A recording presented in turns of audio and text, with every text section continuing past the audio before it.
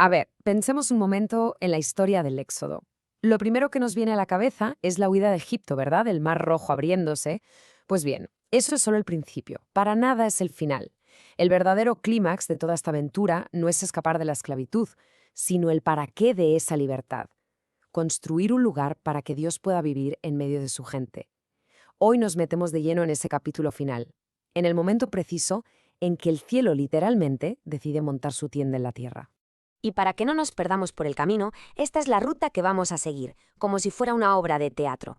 Empezaremos con un prólogo, del ladrillo a la gloria, para poner todo en contexto. Luego, en el acto 1, veremos el plano celestial. En el acto 2, seremos testigos de una obediencia meticulosa. El acto 3 será el momento cumbre, la invasión de la gloria.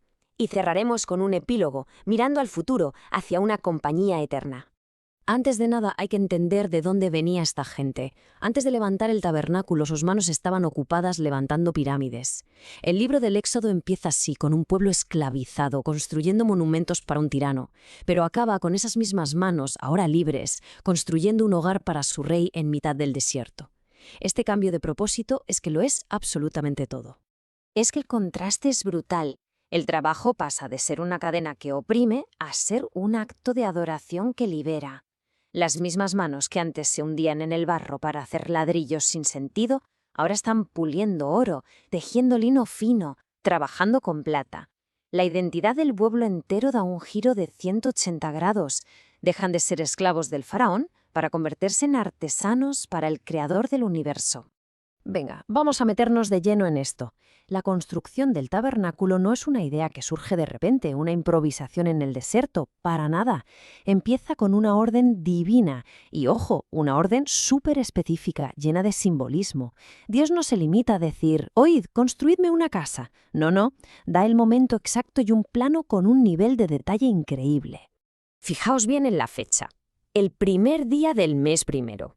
Esto es, literalmente, el día de Año Nuevo de su primerísimo año de libertad. No es una fecha puesta al azar, es toda una declaración de intenciones cósmica. Simboliza un reseteo total, el pistoletazo de salida de una nueva creación, con una diferencia clave. Esta vez, Dios va a vivir en el centro de todo.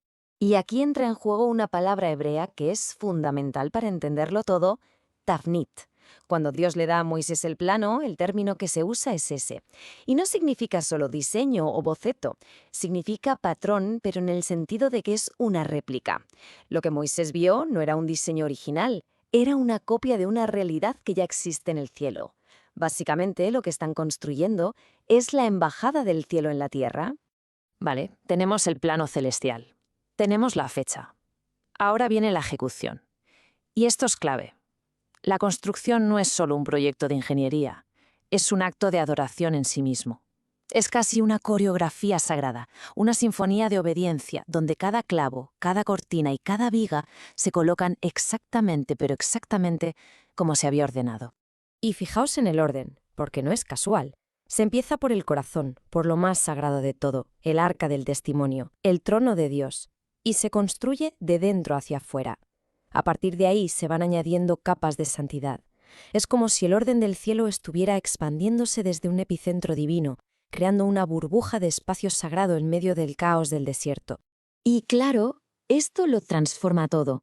Pensemos en el desierto, monótono, silencioso, gris, y de repente, en medio de la nada, aparece este oasis de vida.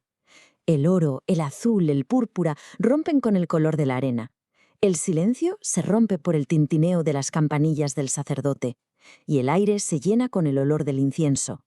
Es una auténtica explosión para los sentidos, un rincón de santidad vibrante. Hay una frase que se repite una y otra vez en estos capítulos, casi como un estribillo. Y Moisés lo hizo todo tal como Dios le había mandado. ¿Por qué tanta insistencia? Pues porque aquí está la clave. Para que ese patrón celestial pudiera hacerse realidad en la tierra, la pieza fundamental no era la genialidad humana, sino la obediencia fiel. Se trataba de alinear la voluntad humana con el diseño divino. Cada puntada, cada medida era un acto de fe. Y llegamos a esta frase. Corta, sencilla. Así acabó Moisés la obra. Punto. Podría parecer el final de un informe de obra, ¿verdad? Pues no, porque estas palabras tienen un eco que resuena desde el mismísimo principio de los tiempos. Y aquí está la conexión. Es increíble. El autor del Éxodo utiliza deliberadamente la misma estructura, las mismas palabras que el libro del Génesis utiliza para describir a Dios terminando su obra de la creación. El mensaje es potentísimo. El tabernáculo no es solo una tienda de campaña de lujo, es un microcosmos, es una nueva creación en miniatura, un espacio ordenado y santo donde Dios puede volver a vivir en armonía con la humanidad. Bien, el trabajo humano ha terminado. La obediencia ha preparado el escenario. La estructura está ahí, perfecta, una réplica exacta del plano celestial. Pero falta algo. Falta el paso final, el que lo valida todo, algo que ninguna mano humana puede conseguir. Falta el momento en que un edificio se convierte de verdad en un hogar. Y entonces ocurre, sin previo aviso. El trabajo humano se detiene y la acción divina irrumpe con una fuerza arrolladora. La Sequiná, la presencia visible, tangible de la gloria de Dios, desciende y lo llena absolutamente todo.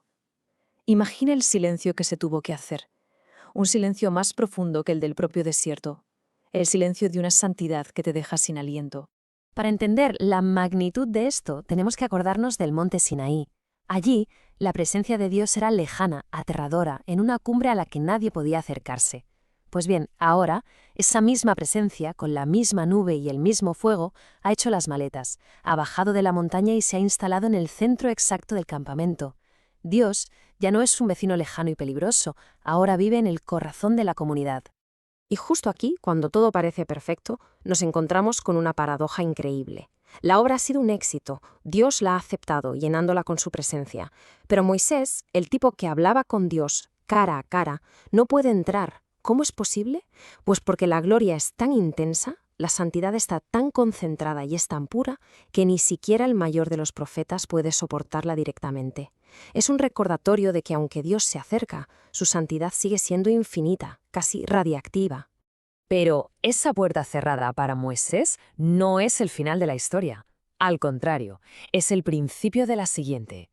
Nos demuestra que el tabernáculo, aunque es una solución asombrosa, es temporal. Es una pieza clave, sí, pero dentro de una historia mucho más grande, la del deseo incansable de Dios de encontrar la manera de vivir con la humanidad. Si hacemos zoom hacia atrás para ver la película completa, el tabernáculo encaja perfectamente. Todo empieza en el Edén, con una presencia directa que se pierde. Entonces, Dios establece una presencia móvil, casi un Edén portátil, con el tabernáculo. Eso evolucionará al Templo de Salomón, una morada fija. Pero todo esto son como avances, como tráileres que apuntan a Jesucristo, que es la presencia de Dios hecha carne. Y todo ello, a su vez, apunta a la promesa final, la Nueva Jerusalén, donde esa presencia será total y eterna. Y este es el momento en que todo encaja de una forma que te vuela la cabeza. El Evangelio de Juan, cuando describe a Jesús viniendo al mundo, no dice simplemente vivió entre nosotros. La palabra que usa en el griego original es eskenosen. ¿Y qué significa? Significa literalmente levantó su tabernáculo, acampó entre nosotros. Jesús es el cumplimiento definitivo de todo lo que el tabernáculo del desierto estaba anunciando. La gloria de Dios ya no habita en una tienda hecha de tela y madera, sino en una persona. Y al final de esto va toda la historia. El relato del tabernáculo, que parecía tratar sobre arquitectura y rituales, resulta que en realidad es una de las mayores historias de amor y de búsqueda jamás contadas. Y nos deja con esta pregunta flotando en el aire. ¿Qué nos dice sobre Dios el hecho de que no le baste con perdonarnos desde la distancia? ¿Qué significa que el arquitecto de las galaxias tenga un deseo tan profundo de mudarse a nuestro barrio, de acompañarnos y de hacer el viaje a nuestro lado? El tabernáculo fue la primera y asombrosa respuesta a esa pregunta.